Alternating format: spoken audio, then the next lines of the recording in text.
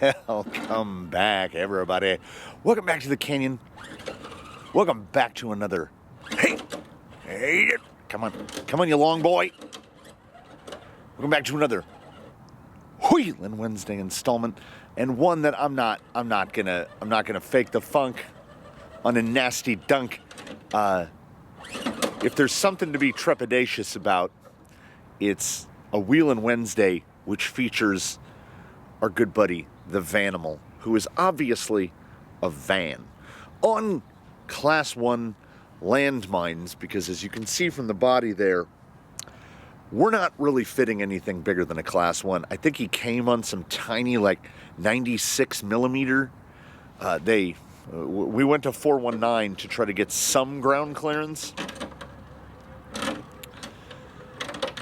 He is a fine purveyor of angry Lexan noises, and he can do the thing. He just can't do the thing easily. And he is fitted with the Charisma axles, the same axles that are on Wheelin the Coyote, as they are both based on the Charisma 2.1 platform. Wheelin is not saddled with being a holographic root beer van. This was definitely a rig that I saw it and was filled with the, I must have it. It's got a Legacy Fusion 1200 in there, and he's still actually a little brisk on Class 1s and a Fusion 1200. And he will get like an old school landline during a heated argument. He will get hung up. And those axles and the ability to do that fills me with nothing but worry about entering Mavericks Part 2 of every Wheelin Wednesday, as he has broken more than one universal axle in there, and I was unable to source parts for said, well, actually CVDs. He broke a front CVD, and I was unable to source parts for them. So he is currently fitted with Red Cat Gen 7 CVDs in the front. Swapped out knuckles to zero camber? Non-degree, they're just straight up and down, this is like 10-1 operation on the front axle. So he's running Red Cats in the front, and they are certainly in no way more durable. I have broken, I think, 5 of those total between all the vehicles that have been fitted with the Gen 7 Pro. I think we have a 8% chance of making it over this. We don't have rock sliders, but we have a body that kind of has them built in. There we go. The Coyote, that is the platform, right? The Charisma 2.1 platform. I mean, it's capable. It's kind of a 10-1, 10-2 hybrid. The pumpkins aren't overly large. They're nice and rounded. The skid is less than optimal. It is definitely not flat-bottomed. It's got some hang-up bits on it. He has quite a long wheelbase. He's pretty low to the ground. And then there's, of course, the ever-lurking, beyond the body, the durability question. So the way I look at it now, and the way I have always looked at it, is that any rock that the Vanimal successfully ascends is just an outright victory, as I don't think that this is a rock crawler per se. I'm not sure this is even a trail rig. He's always struck me as like a sedan that has gotten loose and has found out that he has unnatural abilities. And I think a lot of the two-wheel motion, I think a lot of those unnatural abilities are brought about by the fact that that van body is so big. He fills more of the frame than most vehicles. But The van body really isn't that heavy. It's just a vast, empty thing. It is a big shell. So there's really nothing on the inside. He has 0 grams of added weight. None. No, 0. Not even brass rings in the wheels. None.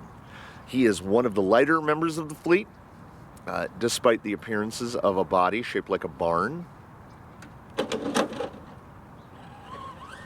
But what he can do with that body shaped like a barn is turtle. Is turtle a lot.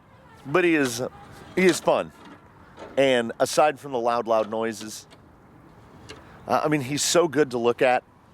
I don't know if the camera is picking up how double the hue is on that spastic color change, which is indeed painted on the outside and has not patinaed at all. And I had to paint it on the outside because the van, only available as an RTR, I have yet to witness the body available by itself, a la carte, like you can buy the body kit. I know it's a thing. It has been out of stock everywhere, and Charisma had a thing on their website for, I don't know, an eternity. It's probably still there. We're about starting with the pandemic, so we're going to go back to 2020, 2021. We're going to go back to around 2021, and they were like, oh, because of the pandemic and the global shipping issues, don't expect to get anything from us for months and months and months. So I've never hazarded to order directly from Charisma. Gmade never made those claims, and they're in Korea, so I don't know how that works. Can we get the high grip here? You see that rear tire is well off. He's pretty good at self-righting. As long as you don't let him get on that big living room floor of a roof, you can whip him up. The 1200's got just enough pop. Ooh. But he will throw it light. Nah, I think that's still too high. What I was going to say is we'll give him one more hack at that, and that was the hack. That was as far as we got. In situations less jagged, he really kind of does okay.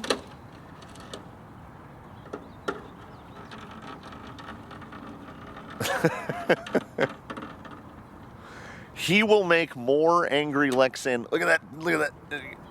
Yeah.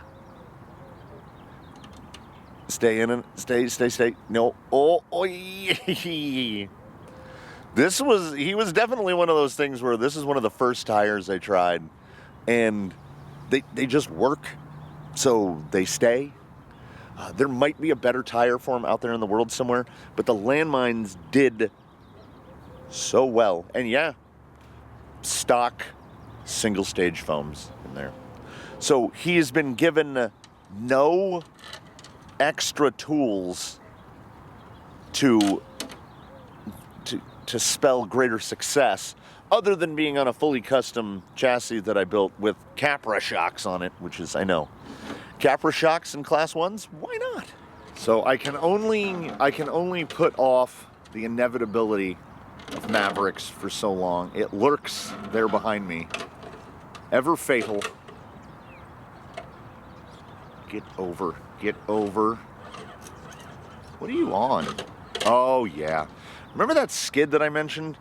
Instead of just dropping the whole skid and making the belly flat, like the skid clearly hangs down below the chassis, instead of just making it flat, there's little, I guess, eyelet shapes where the lower links mount. So instead of a skid, he has more of like a catch.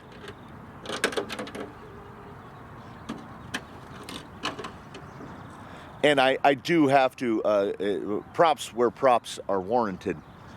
The body is clearly one of the more durable bodies you can get because it is just a constant cacophony whenever he is moving across any surface that is irregular.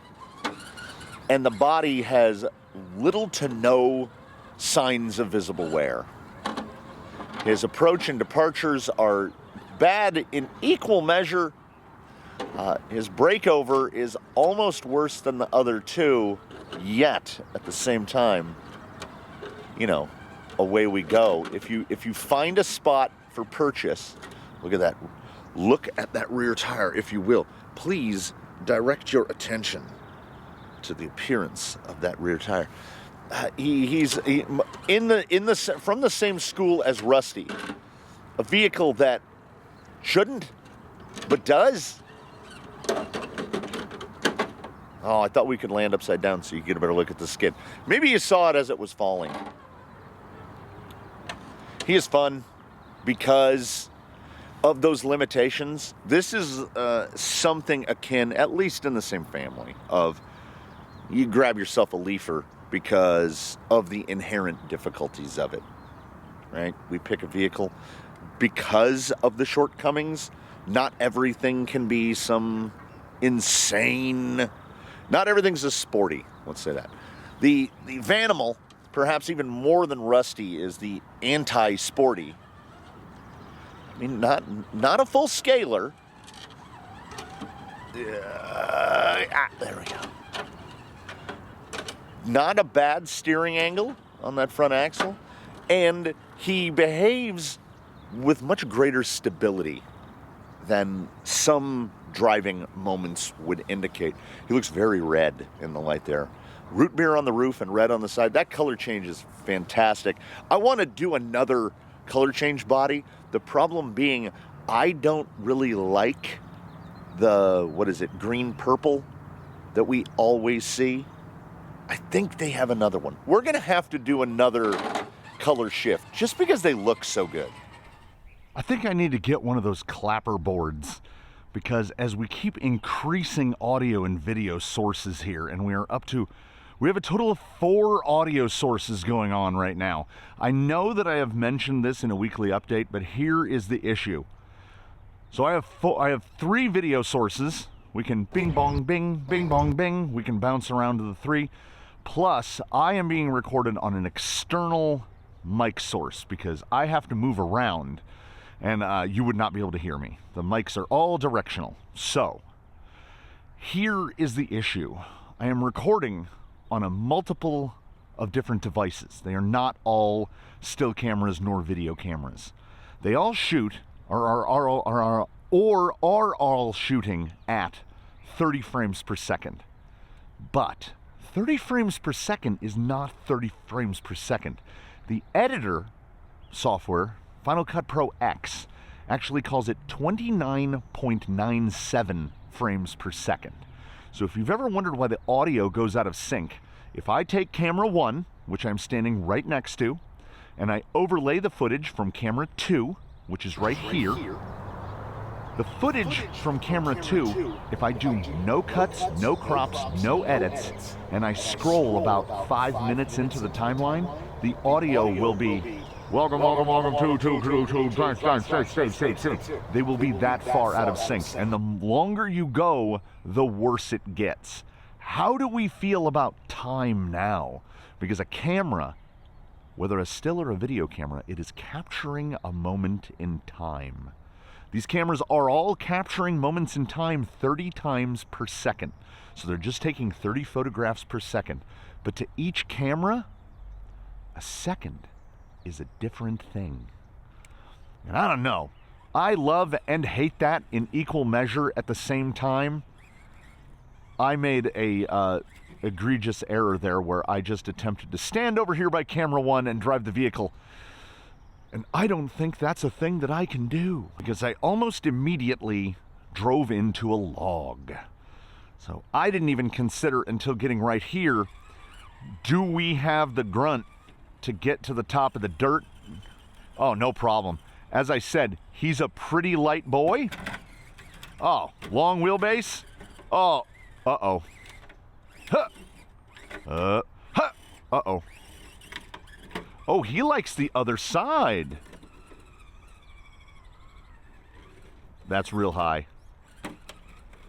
It's high, that's wide. This is the training lap, as we call it. Oh, he's definitely... there are definitely some spots here that are gonna give him trouble. Oh, nice. There's a giant gopher mound there at the foot of the teeter. I think that both the Vanimal and I have come to a decision. That decision being choose life. We know that he is not really geared, and I mean that both in the figurative and literal sense. He is not really geared to take it all in this. Like, if we can manage to do 4 clean laps, we will be doing something. As he just got stuck on the sideways bird bath. This is going to be a bit more crawler and a bit less... Oh, he's stuck. Yeah! This is going to be a little bit more crawler and a little less cross. Because simply successfully navigating this multiple times is going to be challenging. So we do what we do. I am going to turn the sound on my watch. There we go. We are going to go to the timers. And we're going to give him 5 minutes. And the goal here is to minimize carnage.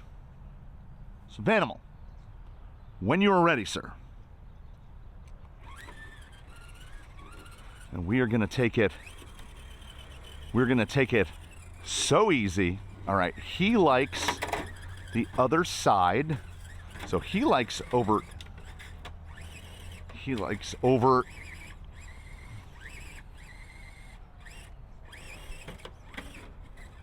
He likes over there. Keep the speed down, and he's sort of okay.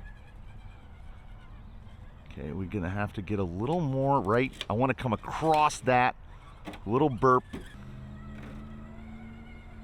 There we go. There we go. We might have a contestant here for the Lanterne Rouge.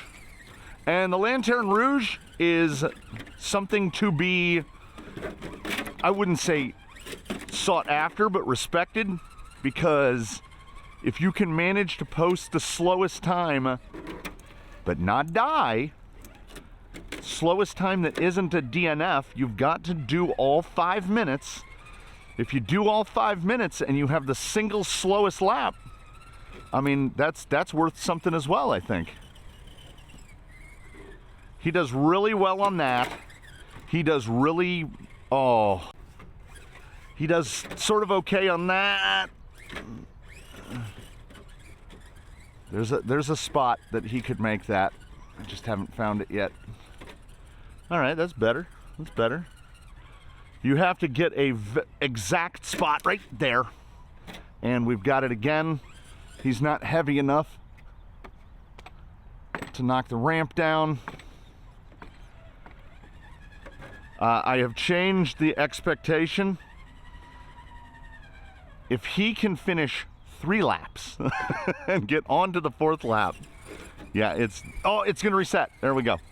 He exited it quickly enough that we're getting a reset. Ooh, yeah, he got it. I am surprised here by the steer angle, honestly.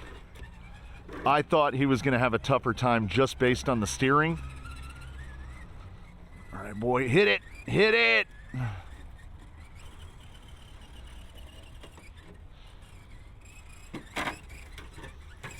Okay, just go full, full, full, full, full, full. Nope.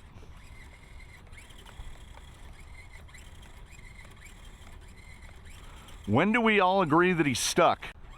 Okay, he wasn't just stuck. He was entrenched. That wasn't just a friendly nudge to get him off. I had to throw him off of there. Yeah. Right. Checking the timer. I don't know, bud. You might be able to make it around this again. Well, not all the way around, but... Okay, stay over, Goose. There you go. Yeah, throttle position selection is perhaps more critical for him than anybody. We are still over a minute. He is getting quicker aside from the rescues that have had to take place. Just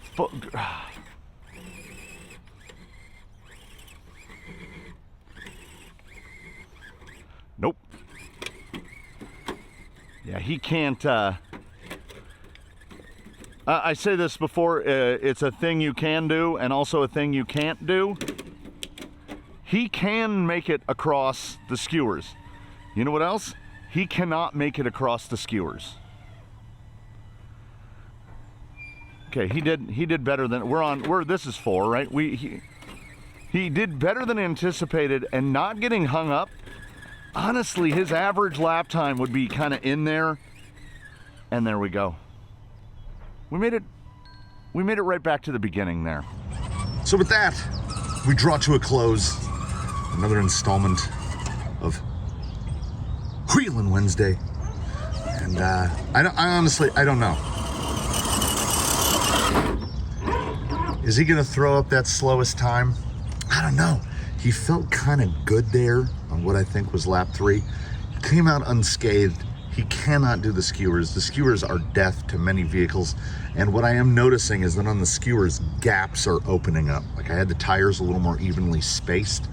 And I think just to make it fair, more junk view tires need to go on there to fill the skewers out a little bit more, because if you don't have the ground clearance, you just don't make it. And he can do it, but he can't do it. You know what I'm saying? So, also I've got to look at like putting more weight on the tail of the teeter, because if it's cold or if it's humid, the thing doesn't flop down. Mavericks, as always, a work in progress. And the dirt faces, we're going to work on that as well. We'll see what we got to do. I don't want to concrete it, but we'll figure something out.